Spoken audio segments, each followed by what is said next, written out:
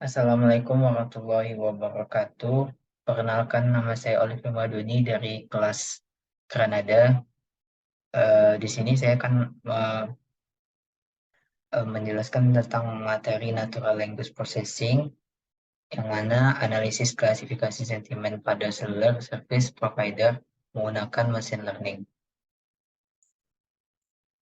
Latar belakangnya itu penyedia layanan seluler adalah perusahaan yang menyediakan jasa telekomunikasi bergerak atau mobile communication service yang memungkinkan pengguna untuk berkomunikasi melalui perangkat seluler seperti ponsel atau tablet.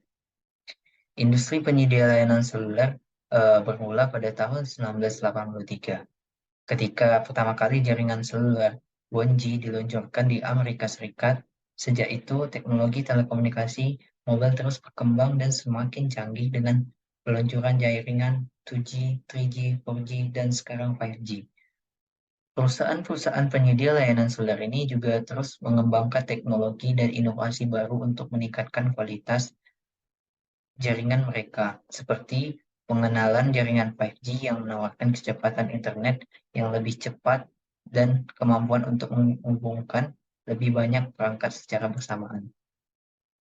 Selanjutnya itu tujuan dan urgensi untuk mengetahui nilai akurasi yang dihasilkan dari mengklasifikasikan teks pada dataset tweet sentimen seluler service provider di Twitter dan menyelesaikan apakah kalimat tersebut termasuk dalam klasifikasi positif atau negatif. Datasetnya yang pertama berjumlah 300 data, terdiri dari 139 sentimen positif dan 161 sentimen negatif. Dari data tersebut terdapat tiga kolom, yaitu ID, sentimen, dan teks tweet. Selanjutnya itu teks profes selanjutnya itu preprocessing data. Yang mana pertama data acquisition dan dua fitur engineering, yang dibagi menjadi dua lagi, fitur extraction, bawaan TF-IDF, dan fitur selection chi-square. Selanjutnya text preprocessing case terdiri dari case folding dan filtering, stopword, stemming. Selanjutnya yang keempat, modeling atau machine learning. Yang kelima, model evaluation. Yang keenam, deployment. Ekstraksi feature. Di sini itu TF-IDF dan Ngram mengubah bentuk teks menjadi vektor. Model yang digunakan yaitu multinominal NB, test size-nya 0,2 dan random state-nya 40. Evaluasi model, prediksi benar 49, prediksi salah 11, akurasi pengujian 81,67%.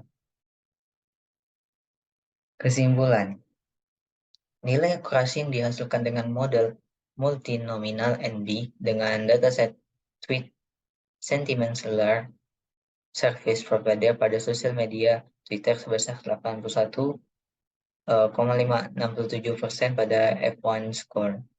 Akurasi ini dinilai cukup baik dalam prediksi dan mengklasifikasikan kalimat positif dan kalimat negatif ke sentimen.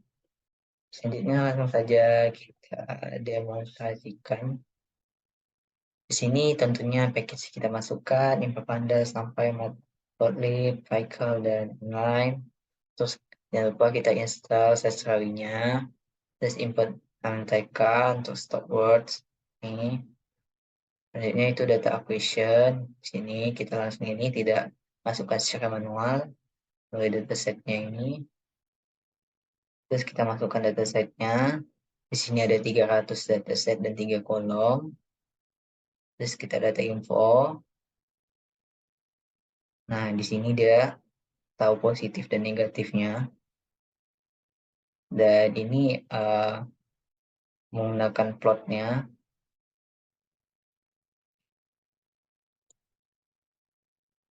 Ini text processing, case folding. Case foldingnya itu input array.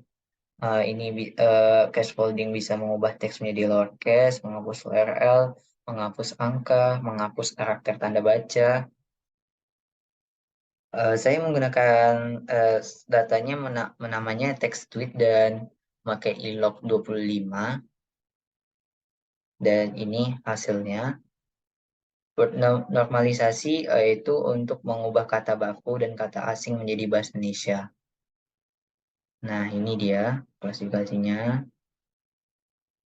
Kita masukkan. Setelah itu filtering stopword atau removal untuk memilih kata penting dan menghilangkan kata bermakna sama. Nah, ini dia. Terus ini saya menambahkan beberapa kata-kata yang untuk mendapatkan hasil yang sempurna. Jadi saya memblok beberapa kata. Nah, ini hasil yang menggunakan 25, raw data, product name, provider name, terus jadi ke scaffolding, tanda tanda tanda kurungnya hilang, dan hasil stop performal, sinyalnya tai. Stemming, stemming itu untuk memotong imbuhan. Ini hasilnya. Bedanya ini ada katanya dan ini tidak ada katanya. Nih, stop removal ya. Yaitu text processing pipeline untuk menggabungkan seluruh langkah text processing. Ya, kita masukkan text scaffolding, text analyze yang sudah kita lakukan sebelumnya. Dan CPU times-nya ini totalnya 39,4, wall time-nya 41,5 second. Dan ini hasilnya menjadi 4 kolom karena tambahan dari clean text. Feature engineering. X kita masukkan ke dalam clean text, sedangkan Y jadi sentiment. Nah, ini hasil dari clean text dan ini sentiment. Texture extraction-nya, back of word and gram-nya itu proses mengubah teks menjadi vektor menggunakan metode BOM. Ini ya. Untuk melihat jumlah fiturnya itu ada 690. Lihat fitur-fitur apa saja yang dalam korpus, ini dia. Metriknya, data BOM-nya, fitur extraction, TF-IDF, dan ngram itu untuk proses mengubah teks menjadi vektor menggunakan metode TF-IDF. Kita import TF-IDF vectorizer-nya. Lihat jumlah fitur. Untuk ini jumlah fiturnya 660 totalnya. Dan fitur-fitur apa yang ada dalamnya. Ini matriksnya. Nah, matriks. Ini fitur selection chi-square-nya. X sebagai data TF-IDF, Y sebagai NVRI. Y. Original fiturnya terdapat number 660 dan reduxnya fitur number 100. Ini pada nilai data. Ini pada fitur. Data chi sort value by nilai. Dan ini menampilkan max pada fitur seleksi. Kalau muncul data false berarti fitur yang tidak terpilih, dan true berarti fitur yang terpilih. Menangkan fitur-fitur terpilih berdasarkan max nilai tertinggi yang sudah diakumulasikan pada chi-square. Ini ya hasilnya.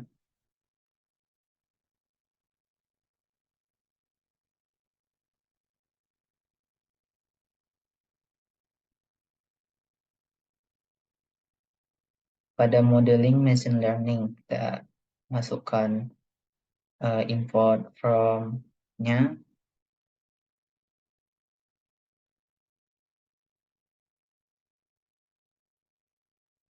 Ini kita training model, simpan model hasil training, gunakan model yang telah dilatih, tampilkan hasil prediksi.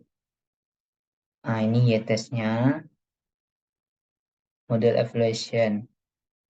Nah, di sini kita dapat mengetahui jumlah prediksi benar, itu ada 49 dan prediksi salah ada 11.